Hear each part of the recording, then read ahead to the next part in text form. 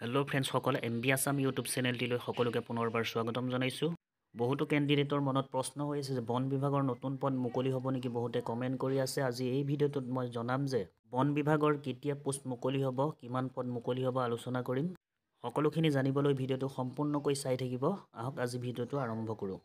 2024 বাজেটত বিত্তমন্ত্ৰী ডাঙৰীয়ানীয়ে গুৰুত্বপূৰ্ণ ঘোষণা কৰিছে আৰু ইয়াতে লিখিছে যে পৰিৱেশ আৰু বন বিভাগত 3000 চাকৰি বিজ্ঞাপন দিয়া হ'ব আৰু পৰিৱেশ আৰু বন বিভাগৰ বাবে 1207 কোটি টকা আবণ্টন কৰিছে।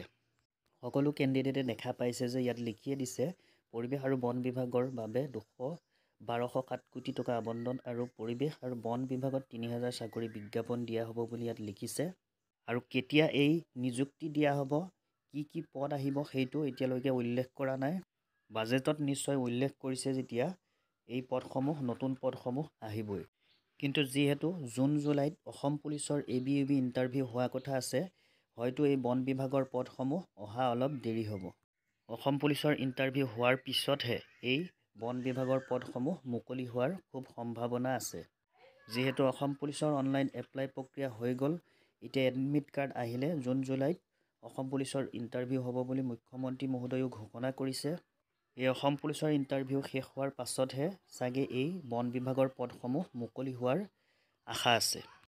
আৰু বাজেটত বিত্তমন্ত্ৰী ডাঙৰীয়ানীয়ে ঘোষণা কৰিছে যে 94,000ক নিযুক্তি দিয়া হ'ল। নতুনকৈ 35,000 নিযুক্তি হ'ব। চৰকাৰী চাকৰিয়াল নথকা ঘৰৰ প্ৰাৰ্থীক 5% নম্বৰ ৰেহাই দিয়া হ'ব। এই কথাটো সকলোৱে গম পাইছে। এইটো এটা ভাল খবৰ। 5% নম্বৰ ৰেহাই পাব যিসকলৰ ঘৰত চৰকাৰী চাকৰিয়াল নাই।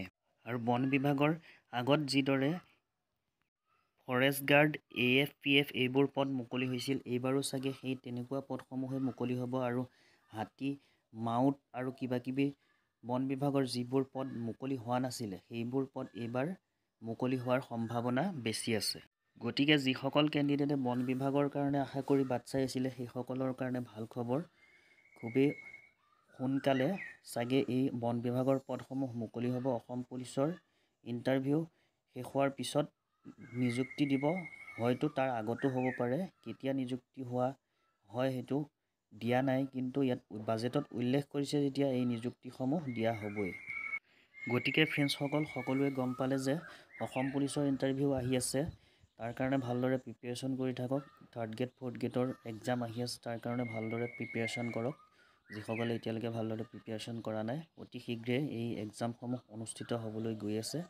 গতিকে ফ্ৰেণ্ডছসকল, আজি ভিডিঅ'ত ইমানেই আছিলে। ভিডিঅ'টো চাই যদি ভাল লাগিলে প্লিজ লাইক, কমেণ্ট, শ্বেয়াৰ কৰিব। আৰু যিসকলে চেনেলটো ছাবস্ক্ৰাইব কৰি ৰখা নাই, ছাবস্ক্ৰাইব কৰি কাষত থকা বেল আইকনটো প্ৰেছ কৰি ৰাখিব। মই দিয়া সকলো ধৰণৰ ভিডিঅ' আপডেটসমূহ পাই থাকিবলৈ। ধন্যবাদ।